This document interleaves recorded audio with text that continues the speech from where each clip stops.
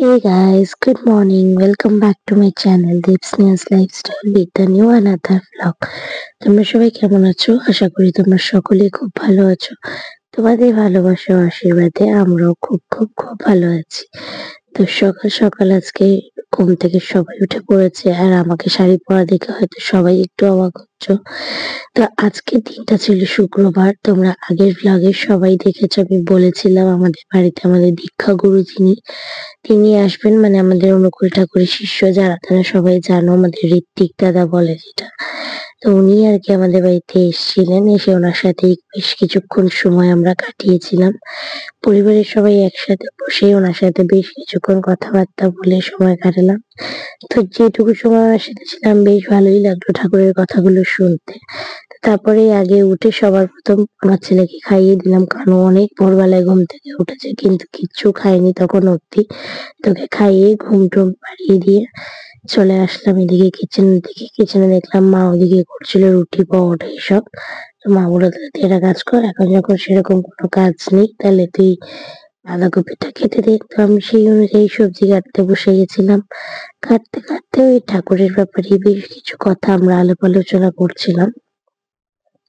তো এদিকে দেখো আমার মোটামুটি সবজি কাটা কমপ্লিট। দেন এদিকে মা এদিকে বসিয়ে দিয়েছে সমস্ত দুপুরের খাবার, আর আমার জন্য করে দিয়েছিল ম্যাগি। তাই আমি আজকে সকালে ম্যাগি খেয়ে নিজের ব্রেকফাস্টটা কমপ্লিট করেছিলাম। তারপরে বেশ 1.5-2 ঘন্টা পরে আমার ছেলেকে ঘুম থেকে তুললাম। তুলে আগেই ওকে একটা কমলা লেবুর রস করে খাইয়ে দিয়েছিলাম। মা বললো সিজন চলে যাচ্ছে, তো কমলা লেবু আর সেরকম পাওয়া যাবে না, তো এটাই খাইয়ে দে। তো যেমন বলা তেমন কাজ, সেভাবে করলাম। খাইয়ে ঠাইয়ে দিয়ে ওকে স্নান টান করিয়ে জামা কাপড় পরিয়ে রেডি করে দিয়ে ওকে দিয়ে আসলাম লিভিং রুমে। এদিকে দেখো লিভিং রুমে বসে সে তার বাবার আর তার প্রিয় গান হিরে মানিক তো নয়, যে গানটা খুবই পছন্দ করে, তো সেটা শুনছিল। দেন আমি ওকে আবার দুপুরে লাঞ্চ করতে বসিয়ে দিয়েছিলাম, কারণ বেশ খানিকটা বেলা হয়ে গেছিল।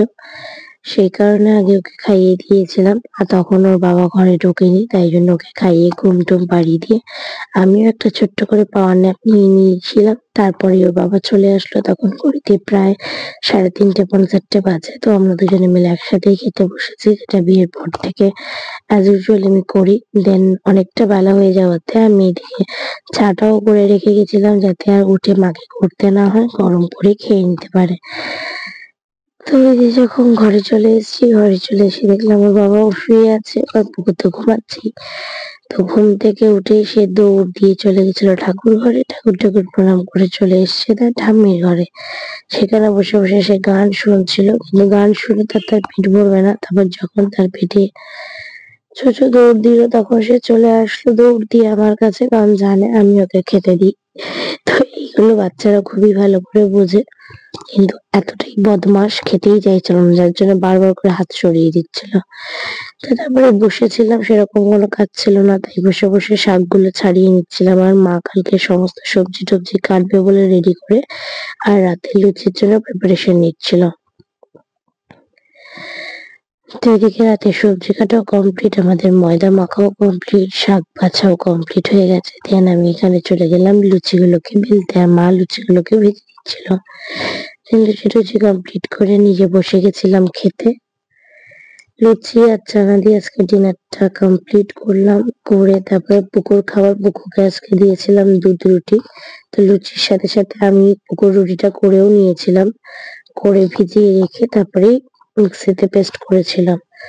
দেন বুকুকে খাইয়ে ঠাইয়ে ঘুম পাড়িয়ে দিয়েছিলাম। তো আজকের ব্লগটা এই পর্যন্তই। যদি ভালো লেগে থাকে তাহলে অবশ্যই লাইক কমেন্ট শেয়ার আর সাবস্ক্রাইব করে দিও। দেখা হচ্ছে নেক্সট কোনো ভিডিওতে। তো আজকের মতো bye bye, good night, keep support us, and thank you so much for watching.